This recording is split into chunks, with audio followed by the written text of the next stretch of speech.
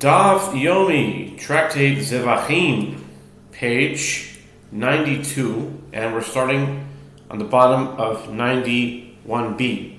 Just to get the context, what we were talking about, we were discussing the Gemara brought a brisa that prohibits sprinkling wine on the fire of the altar. If one contributes wine, according to the statement of Rabbi Akiva, one may contribute wine, it is poured into the basins on the altar. If one contributes oil, according to the statement of Rabbi Tarfon, that one may contribute oil, it is poured onto the flames of the altar. And it is furthermore taught in the Braita that the wine libation is poured into the basins. The Braita suggests, or perhaps it is not so. Rather, it is poured onto the flames. Therefore, you say, he shall not extinguish. And then my own personal question that I asked was that it says that the reason why you can't pour wine on the flames is that it says you shouldn't extinguish, but those are massive flames. I mean, you pour a little bit of wine, even a lot of wine. I mean, no matter how much, a huge flame, it's like a bonfire. Like, I'm guessing. But even if not, it wasn't a small fire. I don't think so. I mean, the amount of wine poured on it would be negligible. It wouldn't put it out. It would just get evaporated very quickly. The wine would burn up. Anyway, that's just a question that I had. But anyway, that's that.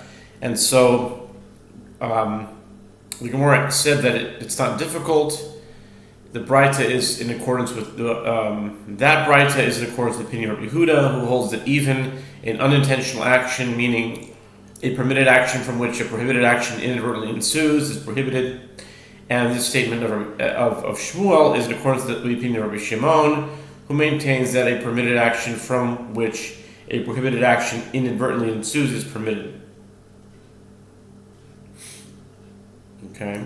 The Gemara asks, is this to say that Shmuel holds in accordance with the opinion of Rabbi Shimon, but doesn't Shmuel say that one may extinguish a piece of white-hot metal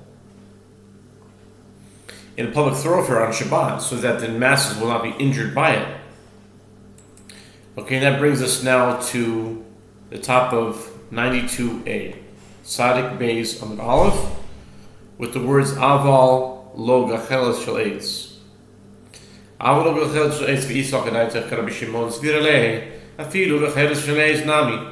one may not extinguish a wood coal because extinguishing is prohibited by Torah law, and if it enters your mind that Shmuel holds in accordance with the opinion of Rabbi Shimon, it should be permitted to extinguish even a wood coal. Rabbi Shimon maintains that extinguishing a coal is prohibited by Torah law only when one intends to use the extinguished coal. Otherwise, this constitutes a labor performed on Shabbat, which is not necessary for its own sake, which is not prohibited by Torah law. B'davar she'en mitkaven sivir ala savar la Rabbi Shimon, b'melacha she'en tzarich legofa savar la Rabbi Yehuda. The Gemara answers Shmuel's statement is not contradictory.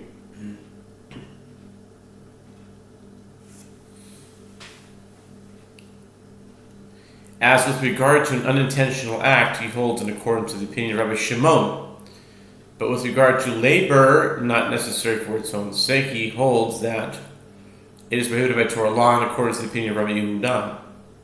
Amar Rav Huna nesachim shenitmu oisin ha'marochem b'nei atzmon v'sofim mishum shenemar b'kodesh b'eish tisorev Tanya nami hachi adam v'ashemen v'aminochois v'nesachim Rav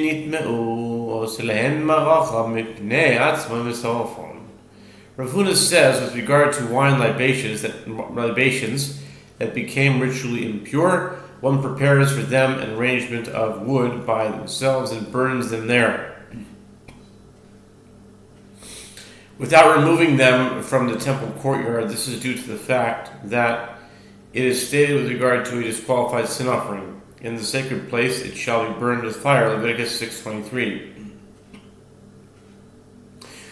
This requirement of burning in the sacred place applies to all offerings that are meant to be sacrificed on an altar and became disqualified.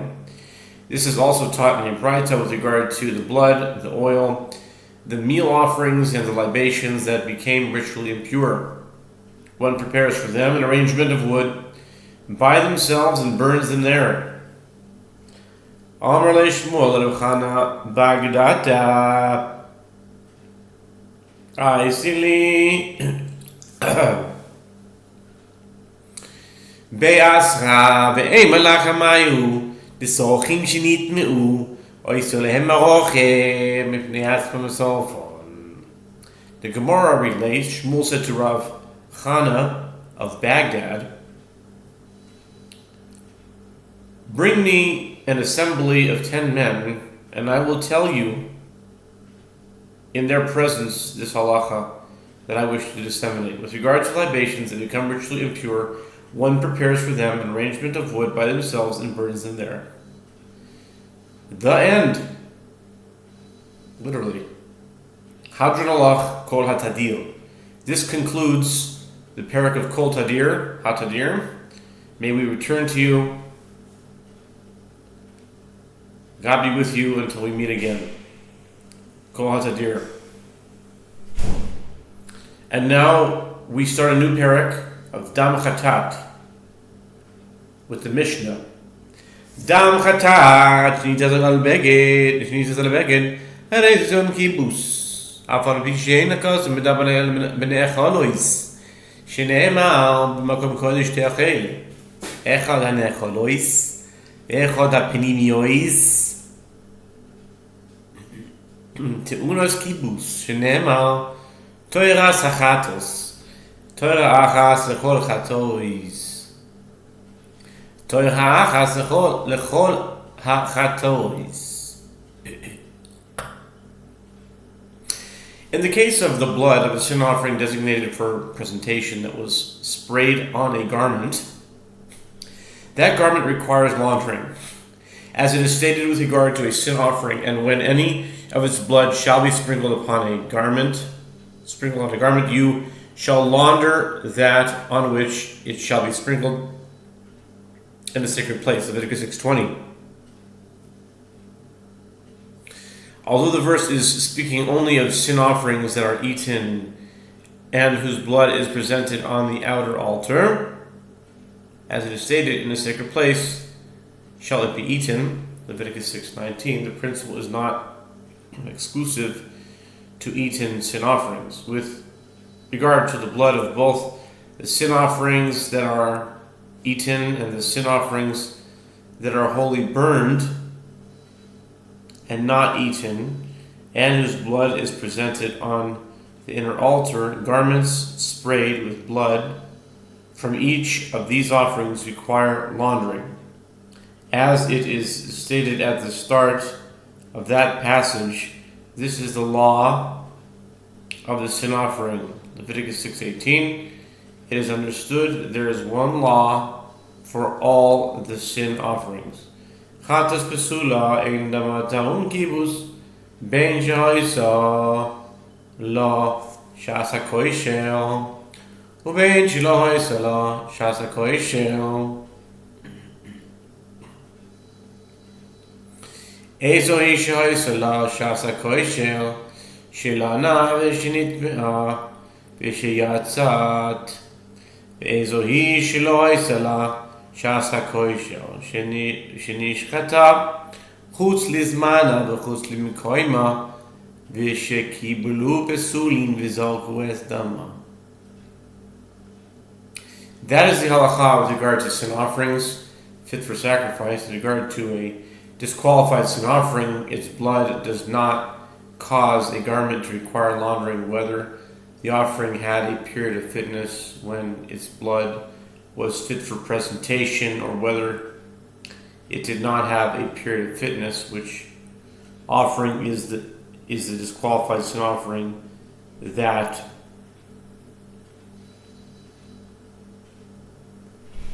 had a period of fitness. It is one that was left overnight and then became disqualified, or is one that became ritually impure, or is one that emerged from the temple courtyard. Which offering is a disqualified sin offering that did not have a period of fitness? Is one that was slaughtered with the intent to eat it or present its blood beyond its designated time or outside its designated area. Or it is one whose blood was collected by people disqualified for temple service and they sprinkled its blood. That's the Mishnah. And now we start the Gemara. Here we go. Dam chatat shemeta. In brackets it says shenitaz kulam.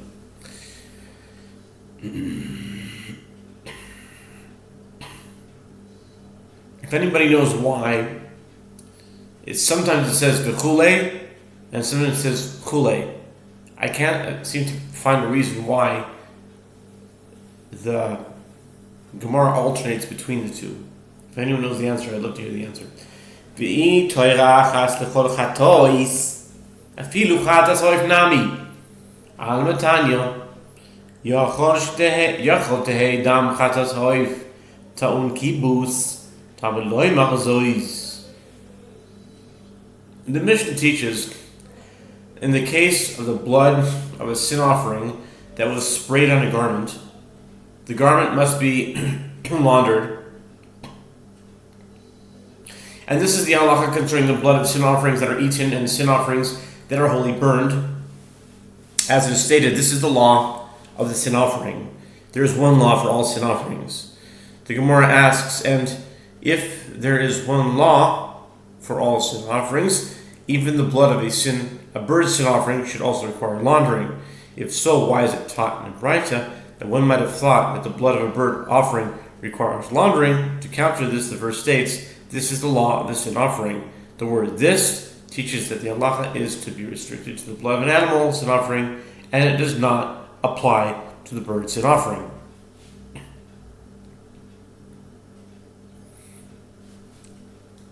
And if there's one law for all sin offerings, though, then if the blood of a bird is a sin offering,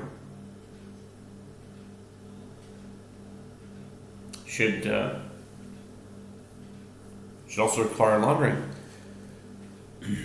Okay, Amar Reish Lakish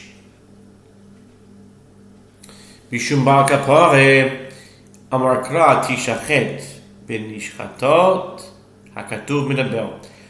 Reish Lakish said in the name of Bar Kapara, the verse states, this is the law of the sin offering.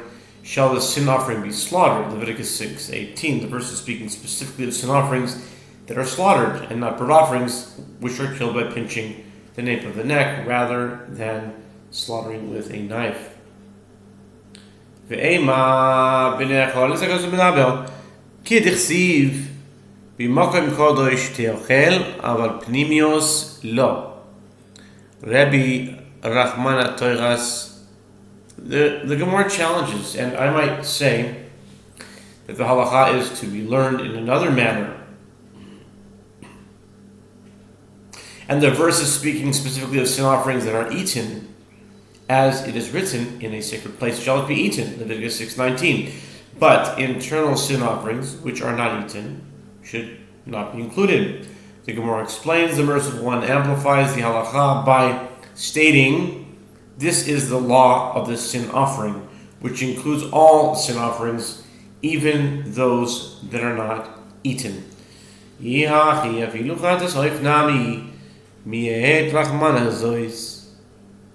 Gemara suggests, if so, then even the blood of the bird sin offering should be included. The Gemara explains, the merciful one restricts the halacha by stating, this is the law which excludes bird offerings. In practice, behema benimios ha'ava leraboye sheken behema shchitas tzafon megabalas kli.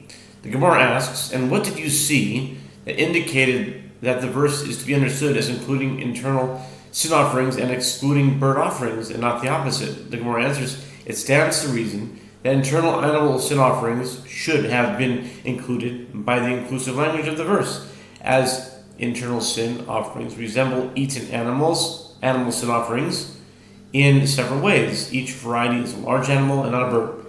Each variety is subject to slaughter on the north side of the temple courtyard, and the blood of each requires collection in a vessel.